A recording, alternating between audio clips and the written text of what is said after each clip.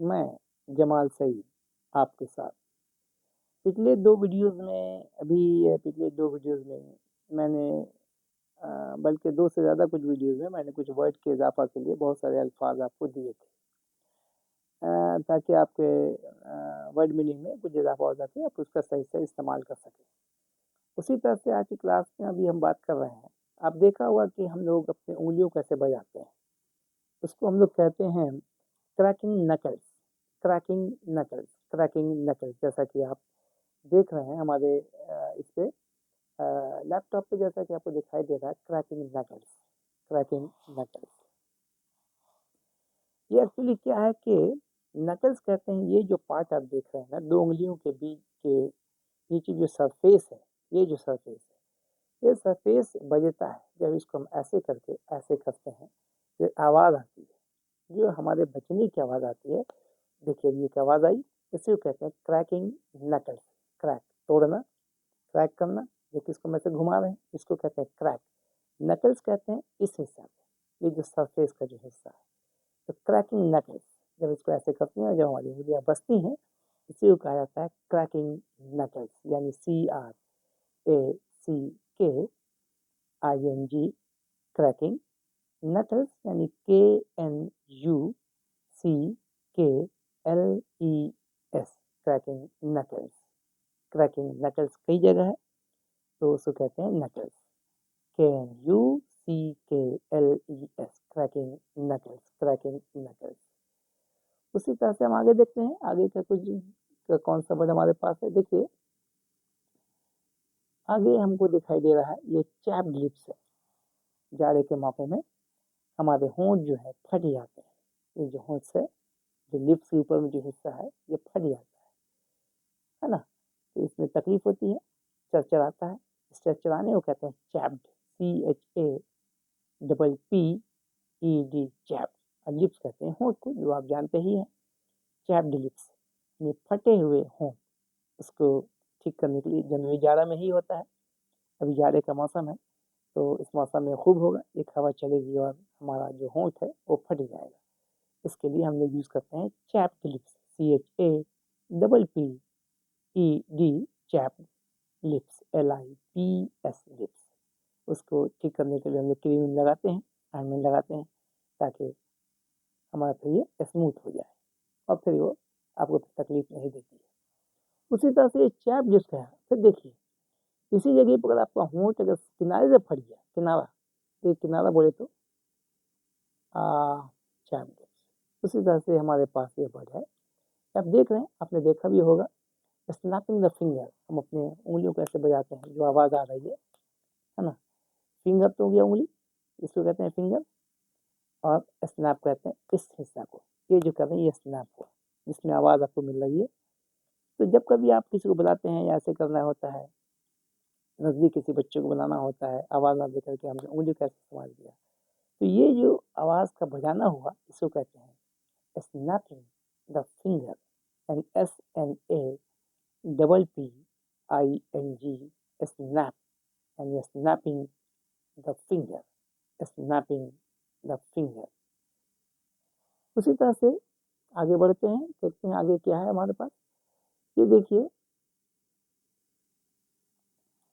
Fist, clenching the fist, clenching fist. देख रहे हैं क्लेंचिंग फिस्ट, यानी क्लेंचड फिस्ट। क्लेंच से बना क्लेंचड, पास्ट किया गया, क्लेंच फिस्ट। ये जो फिस्ट कहते हैं मुट्ठी को, मुट्ठी को अच्छे से बांधना, इसको कहते हैं क्लेंच, CLENCH, CLENCH, क्लेंच। उसमें ईडी लगा दीजिए, पास्ट टेंस हो गया क्लेंचड। अभी देखिए हमारा हाथ अभी खुला हुआ है, ये जो उंगली खुली हुई है, इसको ऐसे किया ऐसे, ये फिस्ट हो गया, मुट्ठी। फिस्ट कहते हैं मुट्ठी। ये जो आप देख रहे हैं, ये जो आप देख रहे हैं फिस्ट, इसको खूब मजबूती से अगर बांध दिया तो कहते हैं clench, clench fist, CLENCH, clench. इसमें ईडी लगा दीजिए, हो गया क्लेंचड, यानी CLENCHED, clenched. Fist, FIST, fist, clenched fist, मुट्ठी बांधने को क्लेंचड फिस्ट कहते हैं। समझ गए। उसी तरह से आगे भी कुछ अल्फाज हैं, कुछ ऐसे शब्द हैं जो हम समझने की कोशिश करेंगे।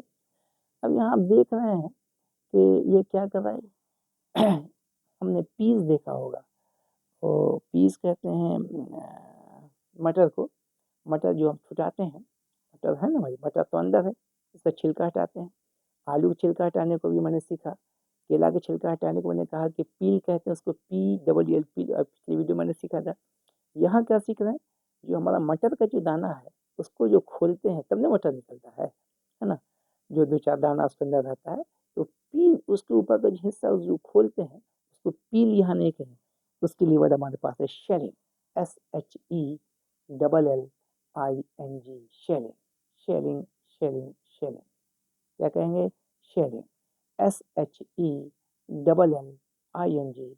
शेल, ING से लगा दीजिए तो शेलिंग हो गया, जैसे वो हमने बनाया था, है ना, पील से पीलिंग बनाया, शेल से शीलिंग हो जाएगा, SHELL,